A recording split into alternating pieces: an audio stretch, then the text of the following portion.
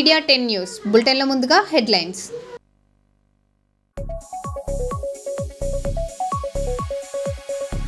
జర్నలిస్టుల సంక్షేమానికి 1000 కోట్లు విడుదల చేయాలి, శివసేన డిమాండ్.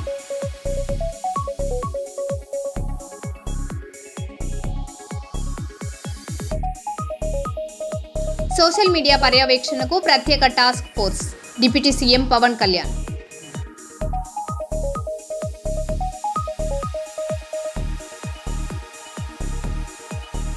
హన్మకొండలో ఉచిత బిర్యానీ ఆఫర్కు జనం పోటెత్తారు, భారీ తోపులాట.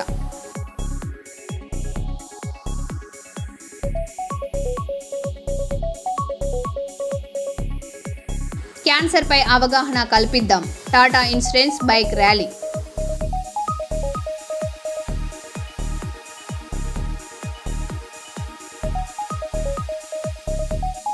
గోదావరికని బస్టాండ్లో చెట్ల తొలగింపు, అధికారుల చర్యలపై భిన్నాభిప్రాయాలు.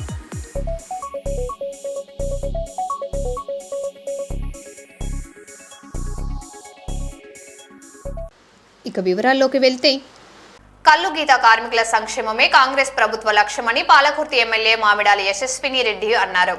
పాలకుర్తి మండల కేంద్రంలోని ఎమ్మెల్యే క్యాంపు కార్యాలయంలో 5 మండలాలకు చెందిన గీత కార్మికులకు సేఫ్టీ కిట్లు పంపిణీ చేశారు. ప్రమాదాలను నివారిస్తూ కార్మికుల భద్రతకు ప్రభుత్వం ప్రాధాన్యం ఇస్తుందని, సంక్షేమ కార్యక్రమాలు కొనసాగిస్తామని ఎమ్మెల్యే తెలిపారు.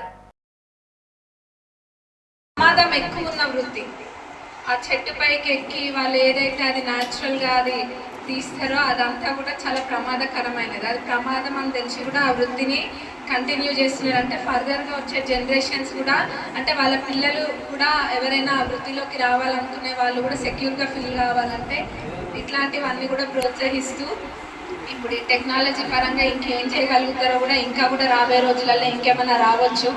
మరి మీరు అందరూ జాగ్రత్తగా ఉంటూ, మీరు జాగ్రత్తగా ఉంటేనే మీ కుటుంబము మంచిగా ఉంటుంది. కాబట్టి తగిన జాగ్రత్తలన్నీ కూడా పాటించాలి అందరూ కూడా. మరి పాటిస్తారా లేకపోతే చెప్పిండ్రులే ఉపన్యాసం అని చెప్పేసి వదిలేస్తారా? పార్టీ అంటే ఏమైనా మీకు ట్రైనింగ్ ఏమైనా డౌట్ ఉన్నా కానీ, అంటే అది అయిపోకముందే అప్పుడు 2వ విడత వచ్చింది. ఒకటో విడతవి గృహప్రవేశాలు ఇంకా నడుస్తూ ఉన్నాయి. అంటే ఆ 1వ విడత ఇచ్చిన వాళ్ళే ఇంకా కట్టుకుంటా ఉన్నారు. అది పూర్తి స్థాయిలో అయిపోకముందే 2వ విడత అనేది వచ్చింది మనకి. ఇదే కాకుండా మన నియోజకవర్గానికి అయితే మీకు ఎన్నో సందర్భాలలో చెప్పిన 2000 కోట్లకు పైబడి అభివృద్ధి పనులు వచ్చినాయి. అయినా కానీ అనే నోట్లకు మటుకు అదుపు ఆజ్ఞ లేదు. పాలకుర్తి నియోజకవర్గానికి ఏమొచ్చిందని అనేటోళ్ళు అంటూనే ఉంటారు. కానీ ఖచ్చితంగా మీ అందరి కోసం నేను ఒకటి ఖచ్చితంగా త్వరలోనే పెట్టుకుంటా. ఎక్కడేమొచ్చిందన్న నేనే పోతా, నేనే చూపిస్తా. అప్పుడు ఆ రోజు మా యూత్ వాళ్ళందరూ కూడా బిఫోర్ ఎలక్షన్స్ వాళ్ళు డబ్బు చాటింపుతో వెళ్ళి ఇక్కడ మా మేడం వచ్చినాక ఈ పని చేపిస్తామని డబ్బు కొట్టిన పనులలో 80% పనులు కూడా పూర్తి, అంటే 80% పనులు కూడా వాటికి నిధులు కేటాయించుకొని అవన్నీ కూడా వివిధ స్టేజ్లలో ఉన్నాయి. మరి అయినా కానీ అంటున్నారంటే అది మీ విజ్ఞతకి వదిలేస్తున్నాము. మరి కళ్ళు ఎక్కడైనా పెట్టొచ్చినారేమో చూసుకోండి. పాలకుర్తిలో మటుకు అభివృద్ధి అనేది జరుగుతుంది. అది మీకు క్లియర్గా వీడియో తీసి మరి అవసరమైతే ప్రతి ఊరికి అది పంపించి ఆ స్క్రీన్లో వేసి మరీ చూపిస్తాం. మీ అందరు చూడడానికి రెడీగా ఉంటే. ఇక్కడికి వచ్చినందుకు ముఖ్యంగా డిపార్ట్మెంట్ వాళ్ళకి అండ్ మీ అందరు కూడా ప్రత్యేక ధన్యవాదాలు తెలియజేస్తూ ముగిస్తున్నాను. Thank you. అనకాపల్లి జిల్లాలో ఓ వ్యక్తి హత్య కేసు సంచలనం సృష్టించింది. దేవరావుపల్లి మండలం శ్రీరాంపురానికి చెందిన అప్పలయ్య నాయుడు మృతి చెందగా కుటుంబ సభ్యుల ఫిర్యాదు మేరకు వివాహేతర సంబంధం కోణంలో పోలీసులు దర్యాప్తు చేస్తున్నారు. మృతదేహాన్ని పోస్టుమార్టం కోసం తరలించారు. పరారీలో ఉన్న అనుమానితుడి కోసం గాలింపు కొనసాగుతుండగా ఘటనపై పూర్తి వివరాలు తెలియాల్సి ఉంది.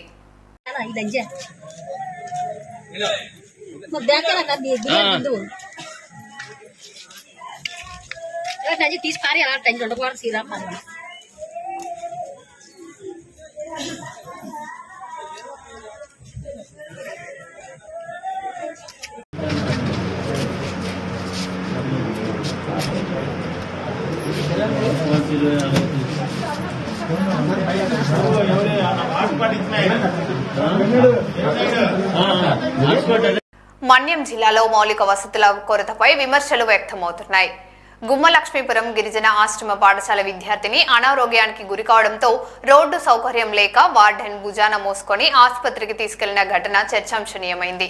ఈ సంఘటన ఉత్తరాంధ్రలో రహదారులు, రవాణా, ఉపాధి అవకాశాల కల్పనపై ప్రభుత్వాలు మరింత దృష్టి సారించాలని స్థానికులు కోరుతున్న పరిస్థితి ప్రతిబింబిస్తోంది.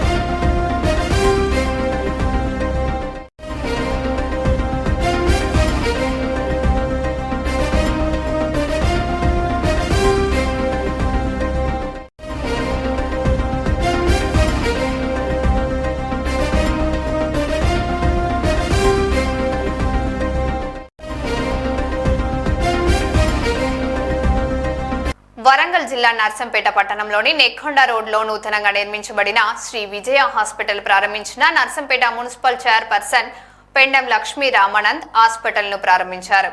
అనంతరం Shri Vijaya hospital managing director Pendem రాజు కుటుంబ సభ్యులకు డాక్టర్ శంకర్కు శుభాకాంక్షలు తెలిపారు. ఈ కార్యక్రమంలో ఇండియన్ మెడికల్ అసోసియేషన్ అధ్యక్షులు డాక్టర్ జయుడు, గోపాల్, మోహన్ రావు, రవికృష్ణ మరియు పుర ప్రముఖులు తదితరులు పాల్గొన్నారు. सरपंच का जोन सर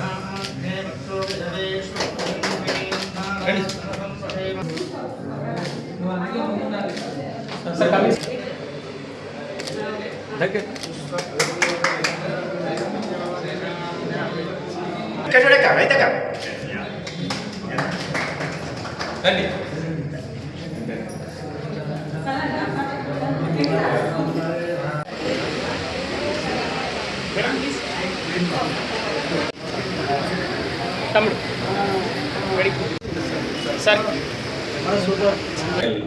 పాత ప్రిన్సెన్స్ నుంచి కొత్త ప్రిన్సెస్లోకి షిఫ్ట్ కావడం జరుగుతుంది. గత 10 సంవత్సరాలుగా వాళ్ళు దినదినంతో డెవలప్ అయ్యి ఈ స్థాయికి చేరుకున్నారు. ముఖ్యంగా గత 30 సంవత్సరాలలో నర్సంపేట ముఖ చిత్రము అంటే వైద్య వృత్తిలో, మెడికల్ ఫెసిలిటీస్లో మేము వచ్చి 32 సంవత్సరాలు అంటే సీనియర్ డాక్టర్స్. నేను doctor JD, IMI president, doctor Gopal గారు, డాక్టర్ శంకర్ గారు ఉన్నారు. సో గత 32 సంవత్సరాలు పోలిస్తే నర్సంపేటలో మెడికల్ ఫెసిలిటీ చాలా ఇంప్రూవ్ అయ్యాయి. నర్సంపేట పట్టణంలో Shri Vijaya hospital mister Raju and doctor Shankar గారి ఆధ్వర్యంలో, డాక్టర్ శంకర్ జనరల్ మిషన్ వారి ఆధ్వర్యంలో ఈరోజు నూతనంగా ఈ పట్టణంలో హాస్పిటల్ ఏర్పాటు చేయడం జరిగింది. దానికి ఈరోజు ప్రారంభోత్సవం జరిగింది. ముఖ్యంగా ఈ నర్సంపేట పట్టణంలో గత కొన్ని ఏళ్ళ నుంచి చూస్తుంటే హాస్పిటల్లో తర్వాత మిగతా ఇన్ఫ్రాస్ట్రక్చర్ కానీ తర్వాత డెవలప్మెంట్ పరంగానే చాలా హాస్పిటల్స్ వచ్చాయి. చాలా హాస్పిటళ్ళు కొత్త కొత్త పరికరాలతోటి కొత్త కొత్త నాణ్యత కలిగిన డాక్టర్స్ ఈ పట్టణానికి రావడం జరిగింది. అదేవిధంగా హాస్పిటల్ ఓపెనింగ్ మన నర్సంపేట మున్సిపల్ చైర్మన్ గారు శ్రీ లక్ష్మీ రామానంద్ గారు మరియు డాక్టర్ జేడ్ సార్ గారు, అలాగే మా గురువు గారు డాక్టర్ రామప్రసాద్ రెడ్డి గారు, మిగతా డాక్టర్లందరూ మరియు పుర ప్రముఖులు మరియు మీడియా మిత్రులు అందరికీ నా స్వాగతం చెప్తున్నాను. నేను విజయ హాస్పిటల్ గత 15 సంవత్సరాల నుంచి నేను నడుపుతున్నాను. ఇప్పుడు నా నూతన భవనంలోకి మార్చడం జరిగింది. మీ అందరి ఆశీస్సులతో నూతన భవనంలో అందరికీ మంచి ఈ రోజులలో కార్పొరేట్ వైద్యం చాలా ఖర్చుతో కూడుకున్న వైద్యం. ఇప్పుడు నేను సాధారణ ఛార్జెస్తో ఇక్కడ ఐసీయూ కానీ మిగతా కార్పొరేట్ వైద్యం అన్ని సామాన్య ధరలలో చేస్తున్నానని మీకు సవినయంగా. కర్నూలు నగరంలోని ప్రభుత్వ ప్రాంతీయ ముద్రణాలయంలో 34 సంవత్సరాలు విధి నిర్వహణ చేసిన 30వ తేదీ పదవి విరమణ పొందారు. అయితే జూలై 3వ తేదీన పదవి విరమణ కార్యక్రమాన్ని చేపట్టడంతో తోటి ఉద్యోగులు, బంధువులు, మిత్రులు పెద్ద సంఖ్యలో పాల్గొని ఎలీషాకు కుటుంబ సభ్యులను సన్మానం చేశారు. శశికుమార్ సార్ గారు భోజన విషయంలో ట్రై చేసి స్టార్ట్ చేసి భోజనం చేసిన తర్వాత తీరికగా మన కార్యక్రమం చేసింది. ఎందుకంటే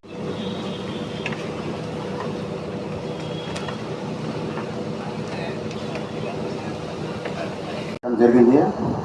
శుభ పరిణామమే. 62 ఏళ్ళు వయసు వచ్చిన తర్వాత ప్రతి వ్యక్తి, ఉద్యోగంలో చేరిన ప్రతి వ్యక్తి ఆరోగ్యంగా రిటైర్మెంట్ అంటే అది ఎంతో పుణ్యం చేస్తుంది. స్నేహితుల గురించి చెడు మాట్లాడదు, మేము ఏదైనా చెడు మాట్లాడలేనా, భోజన ప్రియుడు అన్నాం అంతే. సరే, ఎనీహౌ థ్యాంక్ యూ అన్నా. ఇక చెప్పాలంటే చాలా మంది రిటైర్మెంట్ ఫంక్షన్ జరుపుకుంటాము. యాక్చువల్గా 30వ తేదీ జరుపుకోవాల్సింది, కాకపోతే ఆయన వేరే రకంగా గ్రాండ్ తెలియజేయమంది. ఒక్క నిమిషం. శశికుమార్ సార్ గారు భోజన విషయంలో ఒక ప్రేర్ చేసి స్టార్ట్ చేసి భోజనం చేసిన తర్వాత తీరికగా మన కార్యక్రమం చేసి, ఎందుకంటే నువ్వు అడ్మిషన్ పోతేనే బాగుంటుంది, నువ్వు సూపరింట్ దాకా పోతావు అన్నాడు. అట్లే ఆయన సుదర్శనం కూడా ఉండే, పిఎన్వై సుదర్శనం, ఆయన కూడా అదే మాట చెప్పినాడు. సర్లే అని ఖచ్చితంగా ఈ రూట్లో రావడము. ఇప్పుడు కేవలం 18 రోజులు మాత్రమే తక్కువ, 34 ఏళ్లకు 18 రోజులు తక్కువ. నా సర్వీసు 34 ఏళ్ళు చేసినట్టు.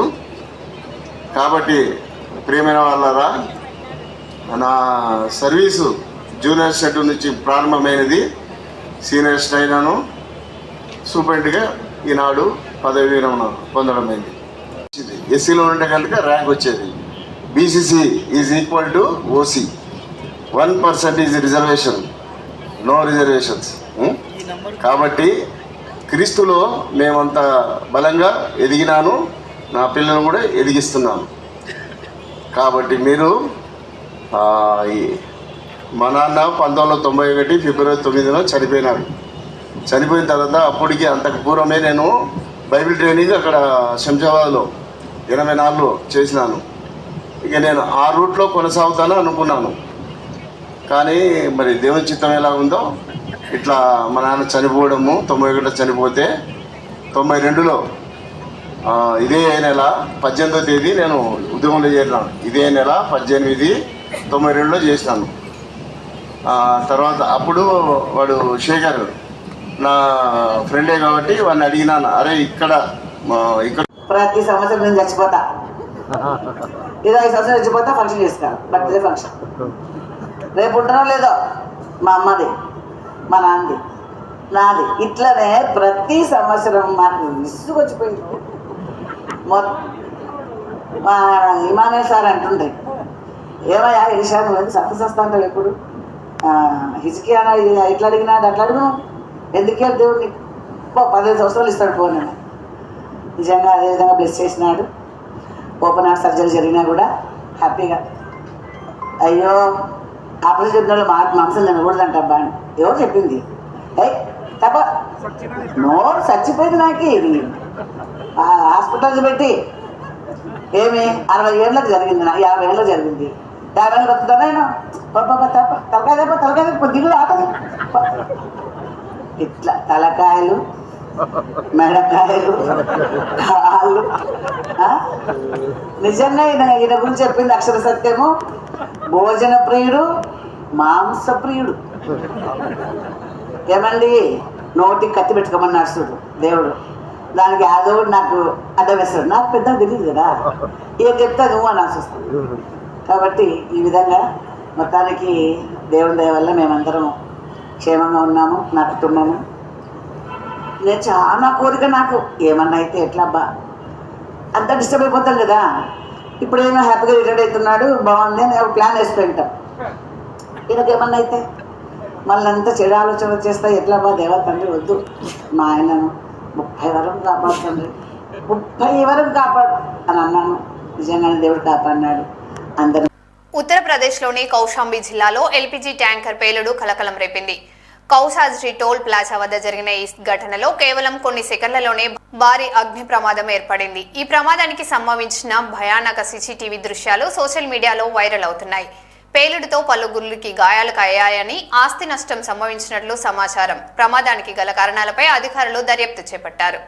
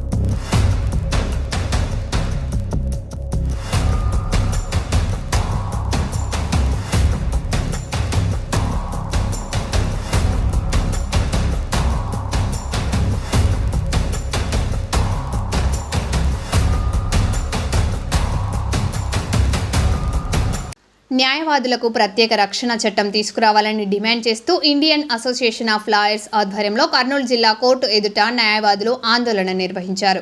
న్యాయవాదులపై దాడులను అరికట్టేందుకు ప్రభుత్వం వెంటనే చట్టం తీసుకురావాలని కోరారు. అలాగే కర్నూలులో హైకోర్టు బెంచ్ ఏర్పాటు చేసి జూనియర్ న్యాయవాదులకు గౌరవ వేతనం కల్పించాలని ప్రభుత్వాన్ని విజ్ఞప్తి చేశారు. రేపు రాబోయే ఆగస్టు కర్నూలులో హైకోర్టు బెంచ్ న్యాయవాదుల రక్షణ చట్టం సావాలనేది న్యాయవాదుల ఏకాగ్రత, మా యొక్క ఆలోచన. ఇది అమలు జరిగే విధంగా ఈ రాష్ట్ర ముఖ్యమంత్రి చంద్రబాబు నాయుడు గారు గౌరవంగా చనిపట తీసుకురావాలనేది న్యాయవాదుల యొక్క మా యొక్క అభిమతం.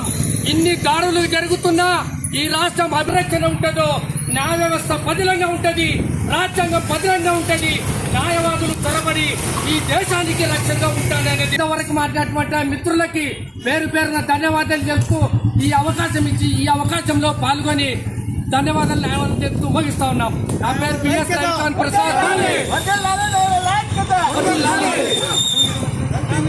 రావాలి, అమలు చేయాలి, న్యాయవాదులకు రక్షణ చట్టాన్ని అమలు చేయాలి. జూనియర్ న్యాయవాదులకు 10,000 రూపాయల స్టైపెండ్ను ఇవ్వాలి. జూనియర్ న్యాయవాదులకు 10,000 రూపాయల స్టైపెండ్ను ఇవ్వాలి. ఇల్లు లేని న్యాయవాదులకు ఇళ్ల స్థలాలను ఇవ్వాలి. ఇల్లు లేని న్యాయవాదులకు ఇళ్ల స్థలాలను ఇవ్వాలి. కల్పించాలి న్యాయవాదుల ఐక్యత. పోరాటం రక్షణ చట్టం వచ్చేంత వరకు, పోరాటం రక్షణ చట్టం వచ్చేంత వరకు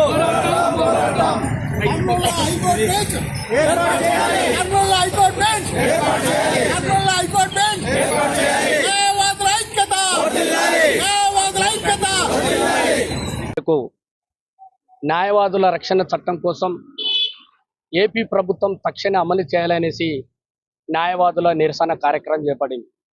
ఈ నిరసన కార్యక్రమంలో కర్నూలు జిల్లా బార్ అసోసియేషన్ అధ్యక్షులు, కార్యదర్శులు, వివిధ లీగల్ ఆర్గనైజేషన్లు, సీనియర్ న్యాయవాదులు అందరూ పాల్గొని న్యాయవాదుల యొక్క ప్రధాన అంశం న్యాయవాదుల రక్షణ చట్టం.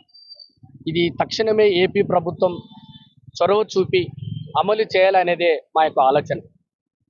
రాష్ట్ర ముఖ్యమంత్రి చంద్రబాబు నాయుడు గారికి న్యాయవాదులుగా మా అభ్యర్థన.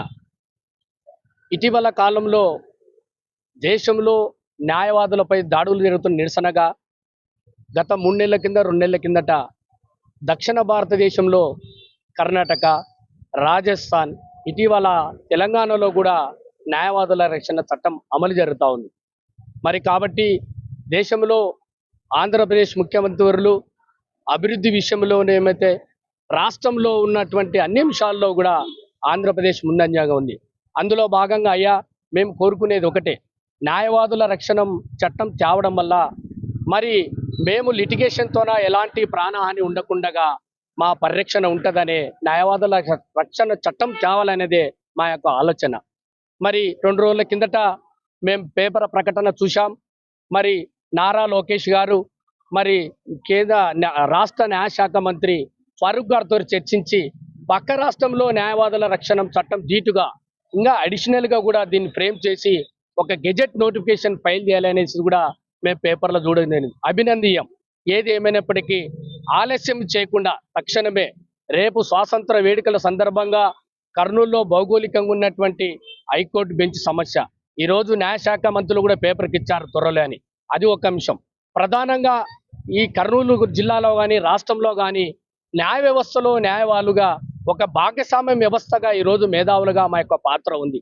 మేధావి వర్గమైనటువంటి రక్షణ కరువైనప్పుడు మరి కక్షిదారులకి న్యాయ వ్యవస్థలో ఉన్నటువంటి మన యొక్క పాత్ర బలహీనపడుతుందనే ఆలోచనతోనే న్యాయవాదుల రక్షణ చట్టం కావాలి. ఇటీవల కాలంలో న్యాయవాద వృత్తుల్లో అనేకమైనటువంటి న్యాయవాదులు, జూనియర్ న్యాయవాదులు ప్రొఫెషన్లోకి రావడం జరుగుతుంది. మరి ఇలాంటి దాడులు జరుగుతూ ఉంటే వృత్తికి రావాలంటే కూడా వాళ్ళకు చాలా భయంగా వేస్తూ ఉంది.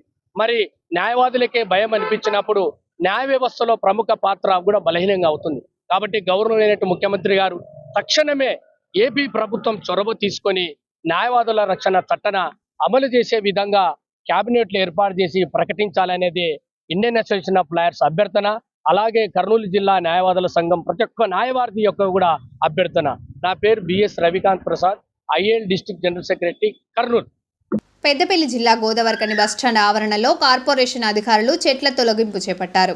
ఎమ్మెల్యే రాజ్ ఠాగూర్ సూచనల మేరకు బస్టాండ్ స్పష్టంగా కనిపించేలా ఈ చర్యలు చేపట్టినట్లు అధికారులు తెలిపారు. అయితే కొందరు ఈ నిర్ణయాన్ని స్వాగతిస్తుండగా మరికొందరు ప్రయాణికులకు ఆటో డ్రైవర్లకు నీడనిచ్చే చెట్లను తొలగించడం సరికాదంటూ అభ్యంతరం వ్యక్తం చేస్తున్నారు.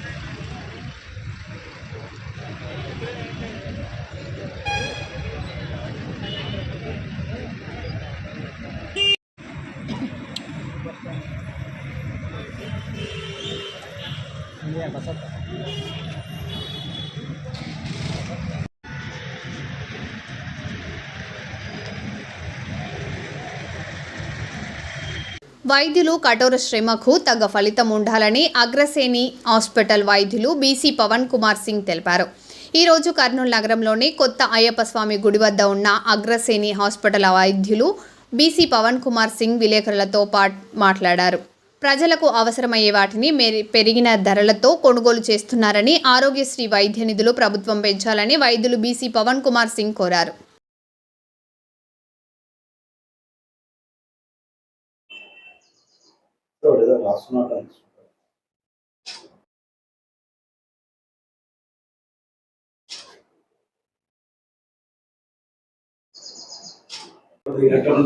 ఉంది అట్లా దానికోసమే కదా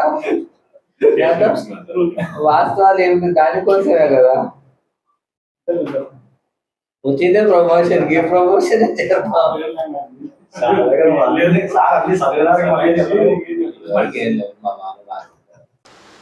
మరో బులెటిన్లో మళ్ళీ కలుద్దాం. Stay tune.